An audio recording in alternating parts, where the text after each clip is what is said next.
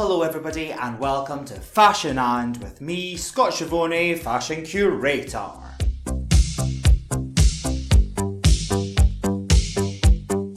For this, the last episode of Season 2, we'll be looking at one of the most iconic designers of the 1980s and 90s who, through his unique approach to fashion, created a world of power, fetish, fantasy and folly. The theme of this episode is fashion and Mugler.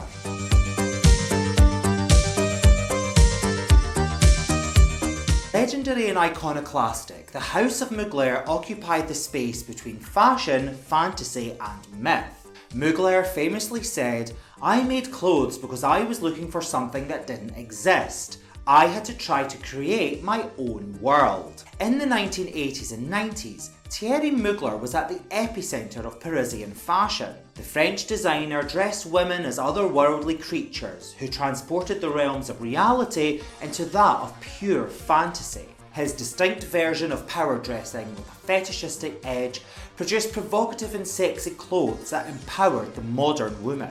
Thierry Mugler drew inspiration from everything he saw, touched and smelled, translating it into a bold fashion style that stimulated and delighted the senses. Through his spectacular and theatrical runway shows and a host of celebrity clients, he became an international fashion superstar. Another of fashion's enfant terrible, for 2 decades Thierry Mugler was one of the most influential designers in the world. In this episode, we'll be looking at the life and work of Monsieur Mugler through 5 themes: dancer to designer, Mugler signatures, vamp to Venus, fashion and spectacle, and beyond the runway. But before we get started, I would like to say a huge thank you to the Ultimate Fashion History channel's Amanda Halley for all her support and encouragement. Proof that there are amazing people in the world. Thank you, Amanda. And now, back to the episode. Mugler said, "Dance and fashion have a lot in common. Fashion is a production and the runway gives you the opportunity to put on a real show." Manfred Thierry Mugler was born in Strasbourg in 1948 to very authoritative parents who were not very affectionate. Mugler recalls, "I was very unhappy and would run away. I was incapable of following the rules." As a young boy, a Mademoiselle Aubenas took Mugler under her wing. She expanded his mind by introducing him to the movies and museums, and convinced his mother to enroll the 9-year-old Mugler in dance classes. By the age of 14, Mugler had joined the ballet corps for the Rhin Opera and spent the next 6 years touring Europe. Mugler said, "When I started dancing, it was an opener. It was an incredible, fantastic help. The theatre was made for me." At the age of 18, he quit dancing and enrolled at the Strasbourg School of Decorative Arts, where he studied design, stagecraft, advertising and display. In 1968, at the age of 24, Mugler moved to Paris, where he began selling fashion sketches and designs to Eva Bukowski and her boutique, Gudule. He said, "She immediately entrusted me with designing her windows, and then, a few weeks later, garments, which became very popular." Mugler also worked as a freelance designer for a variety of ready-to-wear fashion houses in Paris, Milan, London and Barcelona, launching his first collection under the name Café de Paris in 1973.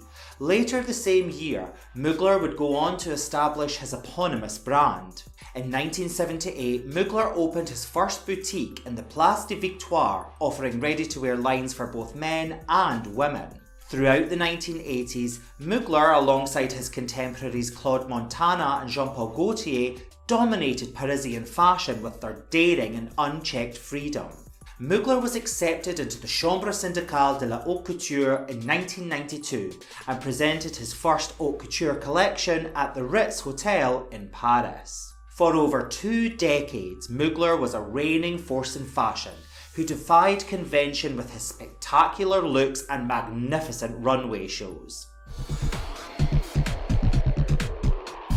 Thierry Mugler created clothes which transformed women into futuristic femme fatales and established many house signatures that empowered and seduced.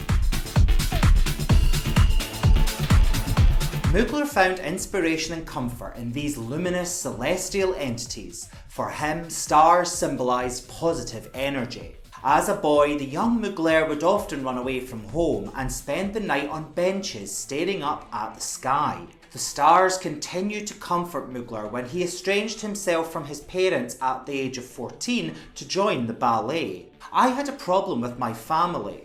I was in the ballet for 6 years and no one in my family came to see me on stage. I would watch the skies at night and look for the blue star and know that I had to hold on.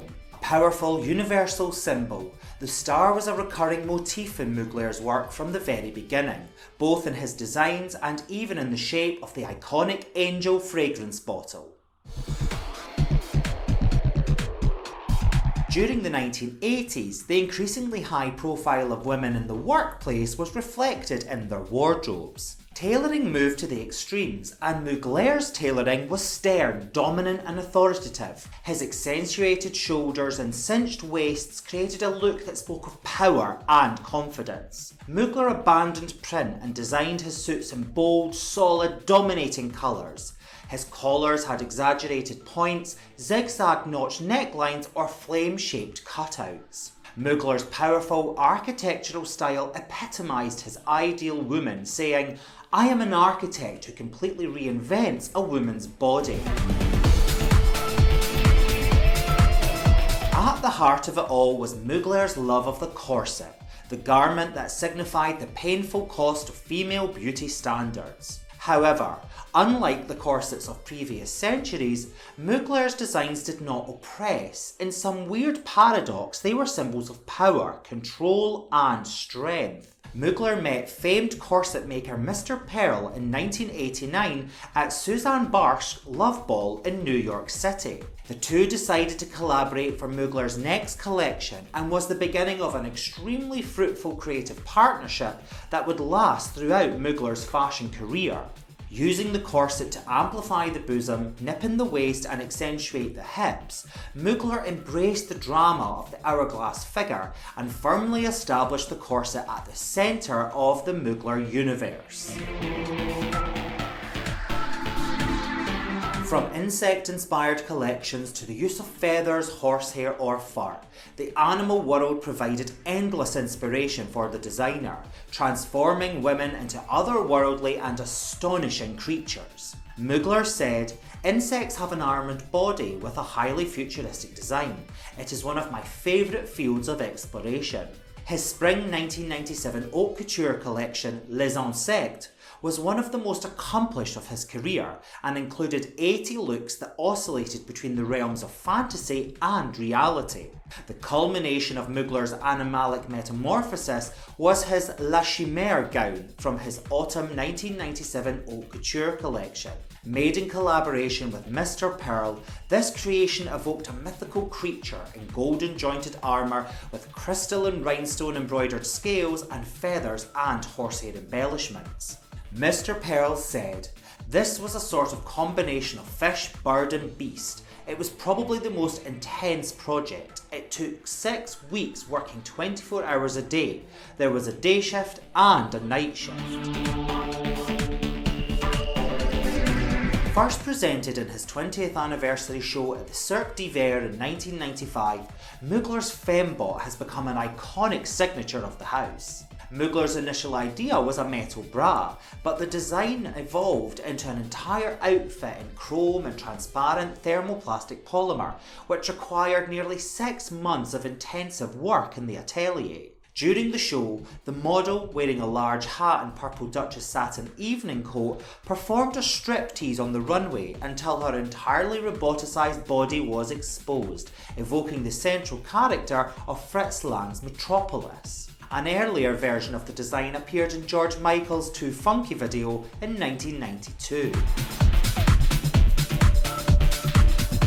For his autumn-winter 1989 collection, Mugler tapped into the world of vintage American vehicles of the 1950s by incorporating tail fins and fenders into his designs. The celebrated, curved like a Buick Bustier was modelled on the runway by Naomi Campbell and transformed her body into an automotive car part. Mugler revisited this idea in subsequent collections, including Spring-Summer 1990, when Linda Evangelista modelled a boat-inspired bustier with rope rigging and built-in operational cigarette lighter, and undoubtedly, one of Mugler's most iconic pieces is the Harley-Davidson bustier he created for his Spring-Summer 1992 collection Les Cowboys, which transformed woman into a hell-raising machine.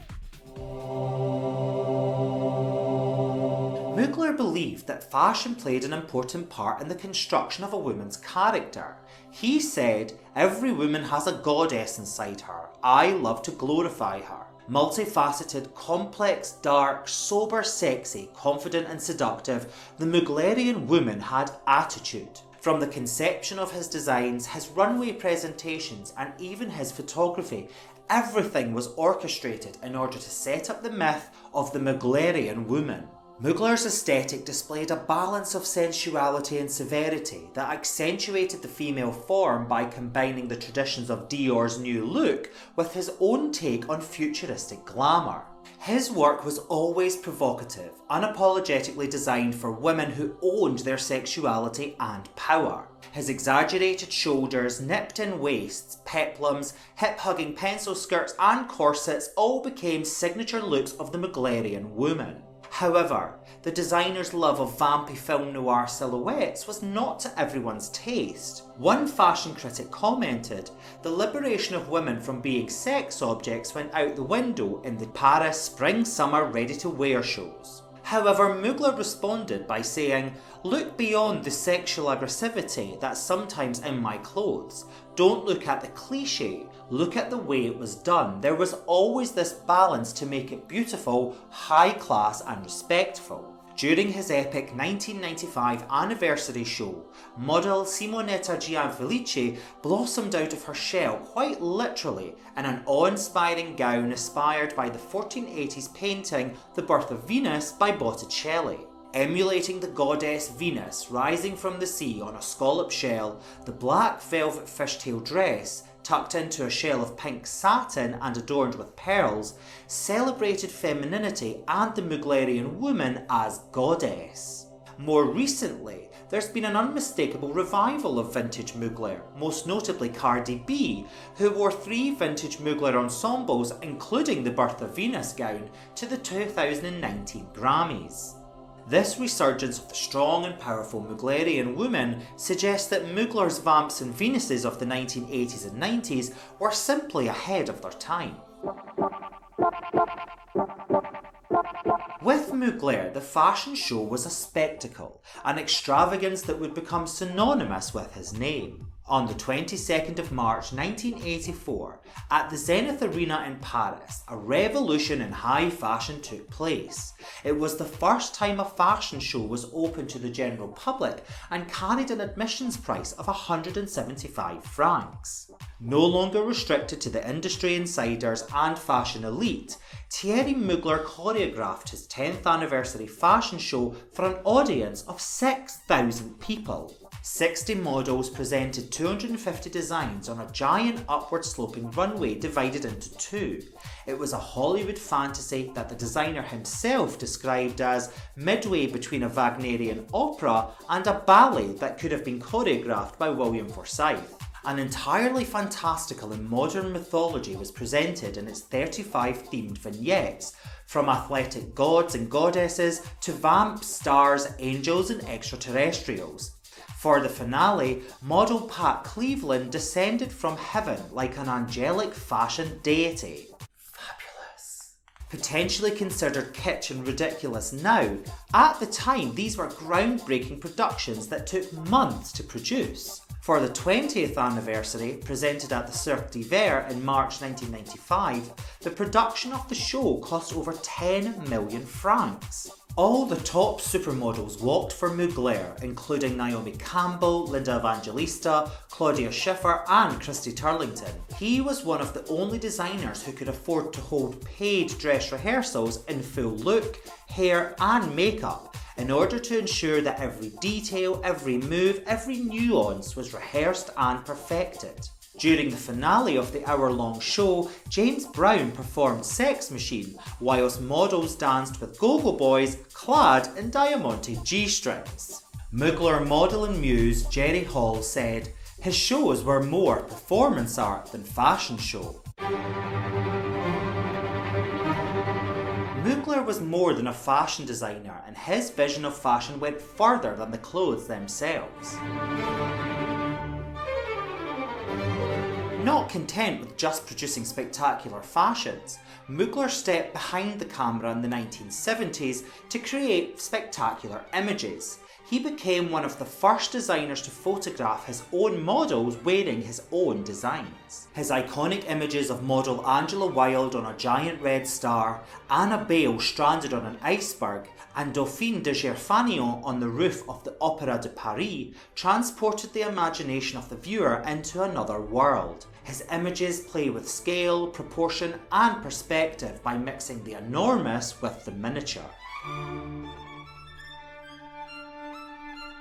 Mugler said he wanted to create a scent that would make you want to eat up the other person wearing it. Perfumer Olivier Cresp added a compound that produced scents reminiscent of candied fruits, sugared almonds and caramel to his initial formula of vanilla and patchouli. Launched in 1992, Thierry Mugler's Angel created a new category of fragrance known as gourmand, and would go on to become one of the world's best-selling fragrances. The bottle was of course modelled on Mugler's signature star shape, and for the fragrance's first advertising campaign, the designer himself photographed Estelle Lefebvre as reaching for the stars from the top of New York's Chrysler Building.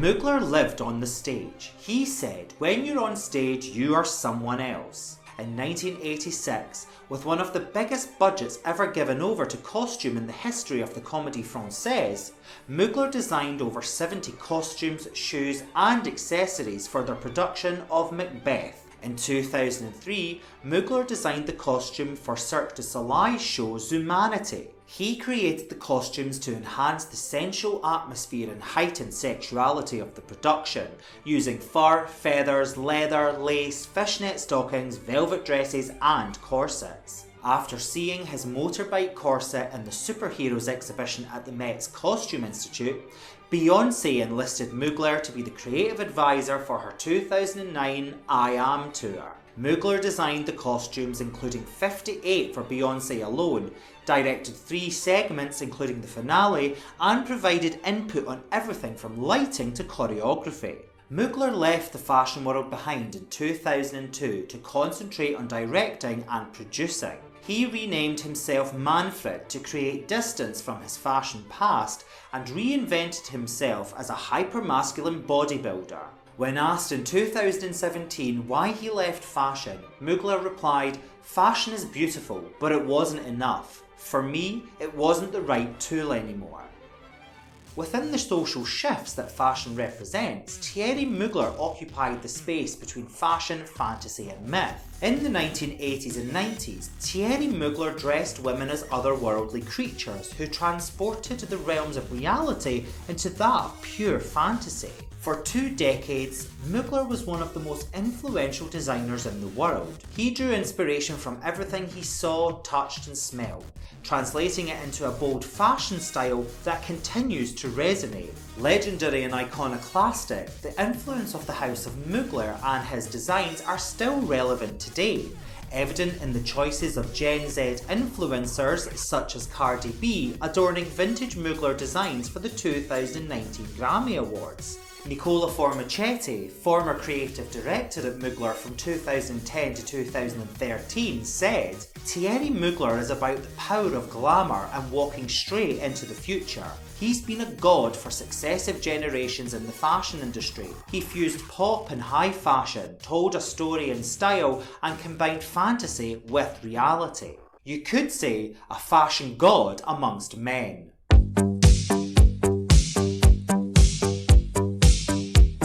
Well, that's it for today's episode of Fashion and the last episode of Season 2. I hope you enjoyed the fantastical world of fashion and fantasy according to Thierry Mugler. The entire Season 1 and 2 of Fashionand are now available to watch. Links to these will be appearing in the corners of your screen in just a sec. Please also look out next week for my Season 2 bloopers and some Season 2 Fashionand minisodes. Please comment, like and share, and please don't forget to subscribe so you don't miss a thing from Fashionand with me, Scott Schiavone, Fashion Curator.